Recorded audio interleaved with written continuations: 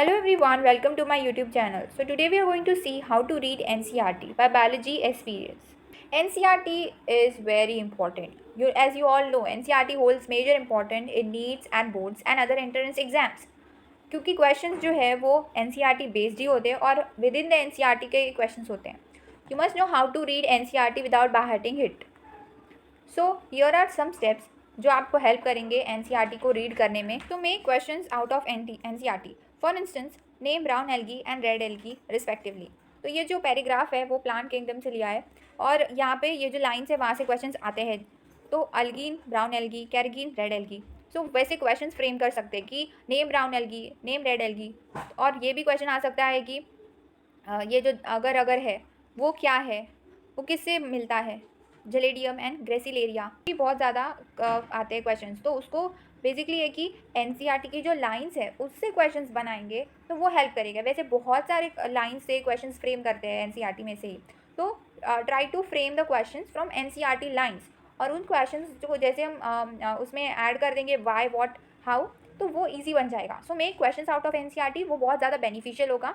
And उससे NCERT जब उस क्वेश्चंस को आप प्रैक्टिस करोगे एनसीईआरटी के क्वेश्चंस को, उसे एक पेज पे लिख दो क्वेश्चंस को जो याद नहीं रह रहे वो भी. एंड फिर जब उसे प्रैक्टिस करेंगे तो वो याद आती जाएगी. साथ साथ एनसीईआरटी के लाइंस को भी आप याद कर सकते हैं. और ऐसी बहुत सारी बुक्स है जो एनसीईआरटी की लाइन से क्वेश्चंस बनाती है, तो वो भी आप प्रैक्टिस करोगे तो भी it's going to help you out. जैसे NCERT at your fingertips एंड बहुत सारी बुक्स है जो एनसीईआरटी के क्वेश्चंस आपसे अगर ट्राई करोगे पढ़ना तो it will help you. Not just biology but chemistry भी. ऑर्गेनिक केमिस्ट्री हो गया तो ऑर्गेनिक केमिस्ट्री में भी जो पार्ट 2 टेक्स्ट बुक है वहाँ से एनसीईआरटी के जहाँ जहाँ लग रहा है कि ये पूछा हुआ है, रीज़न दिया हुआ है, तो उसको असर्शन रीज़न मार्क कर दो AR1. और वो सारे मार्क क्वेश्चन को at the end of like जब टाइम कम है, एग्जाम बहुत ज़्यादा अप्रोच में है, तो तब उसको एक बार रिवाइज कर लो तो it's going to help you. ऐसे ही कर सकते हैं पी ब्लॉक, एफ ब्लॉक और अदर इनऑर्गेनिक के चैप्टर्स में भी. वहाँ पे भी क्वेश्चंस को फ्रेम करो तो वो हेल्प करेगा.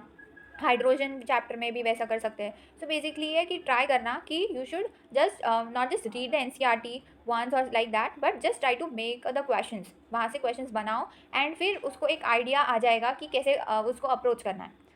And next is read NCERT after clearing concept. First time में एनसीईआरटी रीड करोगे तो it's quite boring. But biology हो तो वो इंटरेस्टिंग होता है. बट अगर नहीं समझ आ रहा कि चैप्टर क्या है तो वो डिफिकल्ट हो जाएगा. एक बार कंसेप्ट क्लियर कर लिया कि हाँ ये चैप्टर है, इसमें से इतने इतने टॉपिक्स है और इन सब में ये पढ़ना है, बस उसको पढ़ने के बाद अगर एनसीईआरटी पढ़ोगे तो इट्स वेरी इजी. वो सब याद हो जाता है कि क्या है. और अगर उसी चीज़ को आप बार बार पढ़ोगे, बार बार उसे रिवाइज करोगे तो it's going to just hit in your brain. जब ये क्वेश्चन आएगा वो एकदम हिट करेगा कि हाँ ये तो मैंने पढ़ा हुआ था. सो वैसे ईजिली वो याद आते जाता है. तो just don't just read the NCERT और जस्ट ऐसा रिफ़र नहीं करना है. उसको एक बार कंसेप्ट क्लियर करने के बाद you should read the NCERT. So note the important topics from previous year question papers. So it's very important. Like previous year question paper में ये टॉपिक्स जो थे वो वहाँ से क्वेश्चंस आए हुए हैं. तो चांसेस है कि इस बार वो टॉपिक्स या फिर जो टॉपिक्स नहीं पूछे गए हैं वहाँ से क्वेश्चन आ सकते हैं. जैसे कि 12th बोर्ड्स में भी वही था कि बायोलॉजी में इंपॉर्टेंट टॉपिक्स कुछ थे, मॉलिक्यूलर इनहेरिटेंस था, ये सारे इंपॉर्टेंट टॉपिक्स थे. बट क्वेश्चंस जो थे वो ट्रांसक्रिप्शन ट्रांसलेशन से नहीं आया बट ह्यूमन जीनोम प्रोजेक्ट से आया. सो बेसिकली जो इंपॉर्टेंट लग रहा है कि हाँ ये इंपॉर्टेंट है, उससे हट के दूसरे क्वेश्चंस भी आ सकते हैं. तो वो एक आइडिया होना चाहिए कि हाँ ये टॉपिक से क्वेश्चन आने के चांसेस है, तो ये टॉपिक्स को हम अच्छे से कवर कर ले एनसीईआरटी से भी. So subjects such as inorganic and biology paper is just NCERT based, where any of the lines can be picked up and framed into questions. So chapters such as chemistry in everyday life, biomolecules of chemistry, वैसे वहाँ से भी अभी chemistry in everyday life से भी, biomolecule से भी बहुत सारे क्वेश्चंस आए, विटामिन पे आते हैं क्वेश्चंस. सो वो सब याद होना चाहिए कि हाँ यहाँ से क्वेश्चंस आ रहे हैं, तो वो विटामिन भी सारे याद होने चाहिए. सो बेसिकली पता होना चाहिए कि कौन से चैप्टर को किस तरह अप्रोच करना है. ये चैप्टर है तो उसको एनसीईआरटी से ही करना है. जैसे केमिस्ट्री इन एवरीडे लाइफ हो गया, बायोमोलिक्यूल्स हो गया, बायोलॉजी के सारे चैप्टर एनसीईआरटी से पढ़ने हैं. फिर केमिस्ट्री में कौन से टॉपिक्स हमें एनसीईआरटी में जाना पड़ेगा, कौन से टॉपिक में थोड़ी ज़्यादा प्रिपरेशन चाहिए होगी, तो वो बेसिकली एनालाइज करना होगा. तब जाके वो ज़्यादा हेल्प करेगा. एंड वो एकदम नहीं आ जाएगा एनालाइज करने वाला, वो टाइम लगेगा. But you will definitely learn how to just analyse things, कि एनालाइज स्टेप्स लाइक कहाँ से क्या करना है. तो वो धीरे धीरे आएगा, but you need to give your time. So it's very important to know which all chapters require NCERT thorough reading.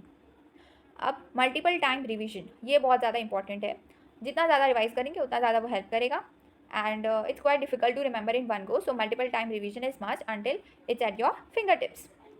Mark और highlight the important lines by analysing PYQs. PYQ को एनालाइज करो, वहाँ से कहाँ से क्वेश्चंस आ रहे हैं उसको मार्क कर दो एनसीईआरटी में, और जो जो क्वेश्चंस में आपने मिस्टेक करी है उसको वापस एनालाइज करके वहाँ पे लिख दो कि यहाँ पे मैंने मिस्टेक की थी।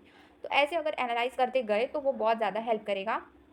And you can revise everything before your exam. That time important mark lines will help you. Trust me, biology NCERT, if you read it several times you will just turn out pages for revision. अगर NCERT को इतनी बार पढ़ा है तो उसको बस सिर्फ ऐसे पेज पलटाने होंगे, इतना ज़्यादा वो इजीली दिमाग में फिट हो जाता है। बस ज़्यादा डिफिकल्ट नहीं है एनसीईआरटी पढ़ना, बट एनसीईआरटी जो लाइंस है उनको एक्यूरेटली पढ़ना ज़्यादा इंपॉर्टेंट है। जैसे नीट में बायोलॉजी में अगर वो क्वेश्चंस ऐसे ऐसे बना सकते हैं को डोमिनेंस पे, तो को डोमिनेंस पे क्वेश्चन जो था वो मल्टीपल कैपिटल आई तो होता नहीं है, वो स्मॉल आई होता है, तो फिर उस हिसाब से भी वो लोग ने स्मॉल आई को कैपिटल आई करके क्वेश्चन को पूछा था। So graphs only important datas and tables, scientist names and years and acts everything, ये सारी चीज़ों को इवन टेबल्स जैसे बायोमोलिक्यूल्स में 2 टेबल है उसके डेटास को ही लर्न करना है, तो वो पता होना चाहिए कौन सा टेबल इंपॉर्टेंट है कौन सा नहीं है, बदलते जाते हैं नीट के। इवन ग्राफ्स भी बहुत सारे होते हैं, तो वो सारे ग्राफ्स केमिस्ट्री वाले, फिजिक्स के ग्राफ्स, एवरीथिंग बहुत ज़्यादा इंपॉर्टेंट होता है। सो इन बायोलॉजी और chemistry it's very important to know what all things have to be learn. Example जो है एनवायरमेंट चैप्टर हो गया, मॉलिक्यूलर इनहेरिटेंस, बायोमोलिक्यूल्स, ये सारे हैं।